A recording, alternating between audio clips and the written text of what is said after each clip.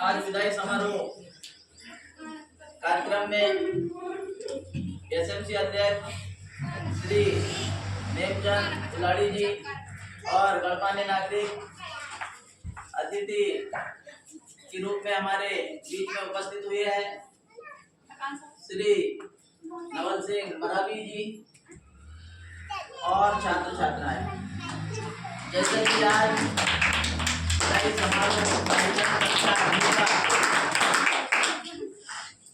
संपन्न हो रहा है, चल रहा है, जिसमें कक्षा 8वीं तक यहाँ पर स्कूल होने के कारण यहाँ से आप जब पास होकर के जाओगे तो कक्षा 9वीं में जाओगे।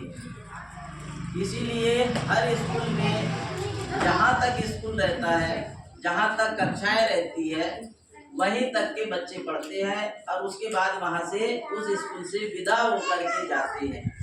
ये परंपरा पुराने जमाने से चली आ रही है और कई सालों से चली आ रही है कि विदाई कार्यक्रम चाहे वो 5वीं हो, चाहे वो 8वीं कक्षा हो, प्राथमिक शाला हो, माध्यमिक शाला हो, हाई स्कूल हो या फिर हायर सेकेंडरी स्कूल, हर जगह विदाई कार्यक्रम होता है।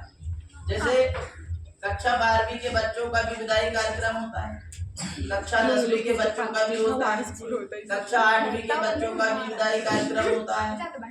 अपने अपने स्कूलों में किया जाता है। कक्षा 5वीं के भी बच्चों का होता है, अपने अपने स्कूल में।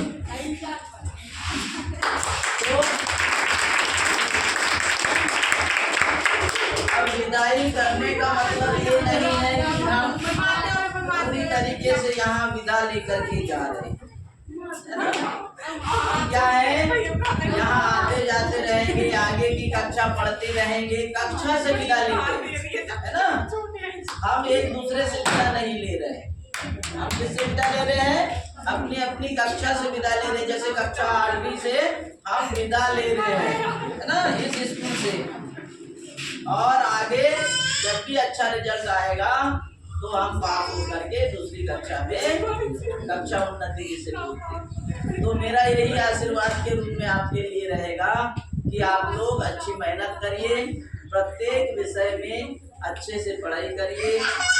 मैंने आपको साल भर में इतने अच्छे से समझाया हूँ और रोज ही मैं बोलता था कि आप रोज प्रैक्टिस करिए, रोज स्कूल आइए, प्रतिदिन स्कूल आइए, डेली कुछ ना कुछ होमवर्क करिए। और वो सब आप लोगों ने किया और कर रहे हैं। और 6 मार्च से आपकी वार्षिक परीक्षा प्रारंभ होने जा रही है। तो मैं आप लोगों को एक सलाह बताना चाहूँगा कि किस लेवल से कैसे पढ़ना चाहिए और कैसे पास होना है। मैं साल भर बताते आया हूँ, लेकिन अभी भी मैं अंतिम में आपको बताऊंगा, ठीक है ना, कि किस प्रकार से परीक्षा में जो प्रश्न आ रहे हैं वो प्रश्नों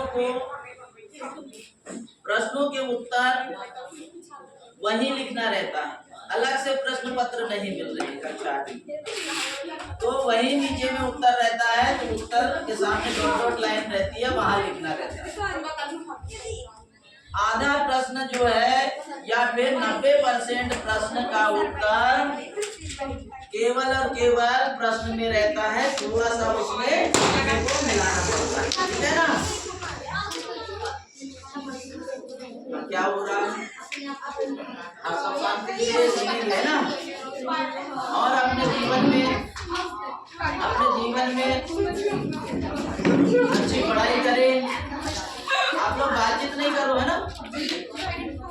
अपने जीवन में अच्छी पढ़ाई करें, अच्छे से पास हो, 90 से 99% तक के पास हो, ऐसा मेरा आशीर्वाद रहे।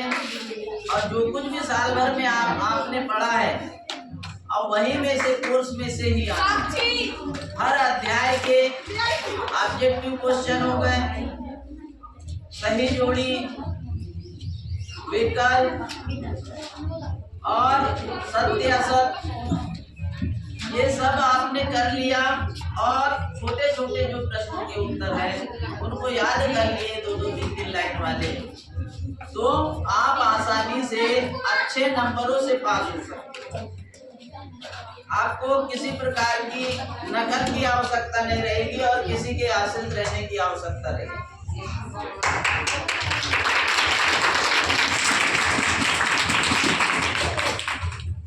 आप जब 6 तारीख को परीक्षा में बैठेंगे थोड़ी घबराहट तो होगी, लेकिन घबराना नहीं है परीक्षा से, ठीक है ना? घबराना नहीं है, इत्मीनान से अपने को रिलैक्स होकर के परीक्षा देना है। और पूरे विषय में, पूरे अध्याय से छोटे छोटे प्रश्नों को याद कर लीजिए। बड़े प्रश्न अगर नहीं भी बन रहे हैं तो कोई बात नहीं, लेकिन उनको भी याद करने का प्रयास करिए। और मैंने बता दिया हूँ आपको कि किस लेवल से पढ़ाई करना है, किस तरीके से पढ़ाई करना है।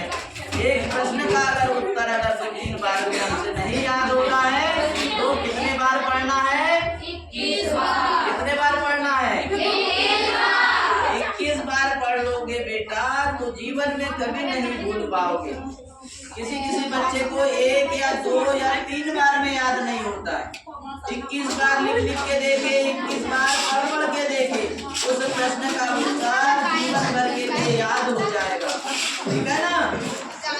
तो यही आशा उम्मीद के साथ में आपका विदाई समारोह संपन्न हुआ, है ना? और मैं इस कार्यक्रम को समाप्त करने की घोषणा करता हूँ।